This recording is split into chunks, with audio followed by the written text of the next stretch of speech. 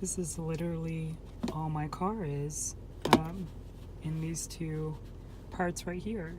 I figured with Litmas, I kind of want to do it more like these vlog styles, but I'm waiting in line to get coffee, so I thought now would be a good time instead of tonight to do this. But today's prompt is something about a writer that I read for the first time this year that I really enjoyed. And I feel like I have to give some honorable mentions because I thought of the memoir by Alexander Chee. Actually, it's like How to Write an Autobiographical Novel.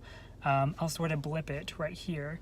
But reading that, other than, reading something about writing as a craft, I really enjoyed. But Alexander Chee is also, I know he's Asian American, but I think he's specifically Korean American. And reading that for me was the first time in a long time that I felt sort of represented reading something.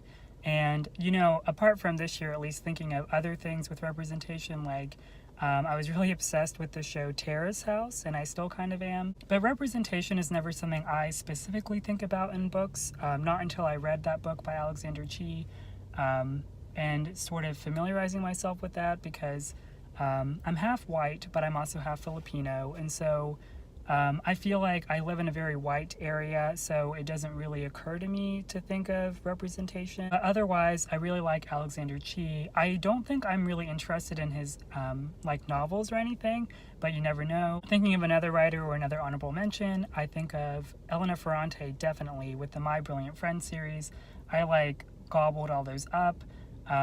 I didn't pick it as my choice for today because that's sort of just only one story I've read by her, apart from her other work, but my winner would have to be Virginia Woolf. I read a lot of works by Virginia Woolf, I think at least 5, but I'll put them all right here.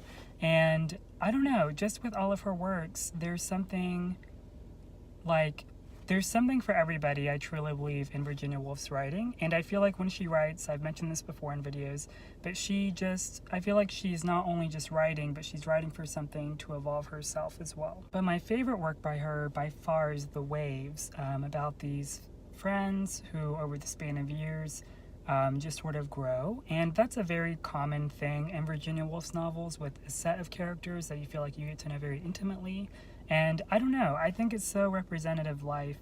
And it's really weird because, of course, now all of Woolf's writing is sort of archived or backlisted, so she, of course, wouldn't have any new releases. So picking her as my first writer, I feel like it was a long time coming. I think it's personally a lot easier to judge a body of work when you know there's so much of it anyway.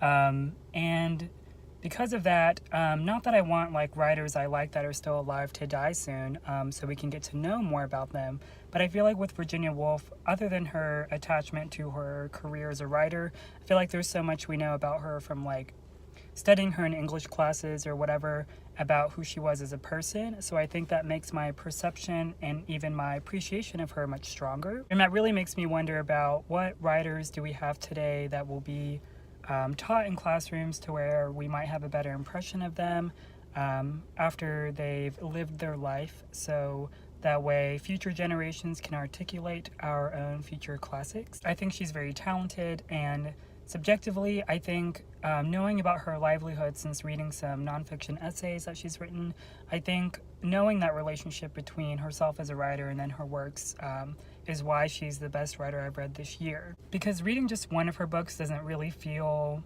right. It feels like I should, whenever I read all of them continuously, maybe a month apart from each other, I felt like that's whenever I felt like I read it all, I could know her best, if that makes sense. Again, though, thinking of present writers that we may appreciate, we won't really know, or we can't really do that because they could write until they're dead.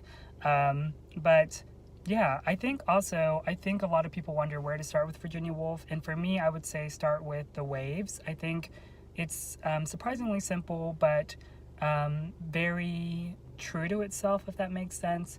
And the one I wouldn't recommend to start first actually is To the Lighthouse, because I feel like its structure is perhaps the most opportunity for rereadability. And again, if you're looking for just plain writing style and a bit of fun, I would say maybe try Orlando first. But yeah, I think that's it. I'm definitely not waiting in line anymore. I have my coffee, but I'm waiting for a friend to meet me here so I can give him a flash drive of a wedding I took of, they're my friends, but I took their wedding, so I'm giving them a flash drive. But then I'm going to head to the bookstore and try to find more books because my grandparents are forcing me to buy things for me to open on Christmas because I don't really ask a lot for Christmas. But that's a good problem to have. I think that's really sweet of them to think of that. But there are already some books that I ordered that I'll sort of blip here that I'm asking for Christmas, so I'm excited to read those.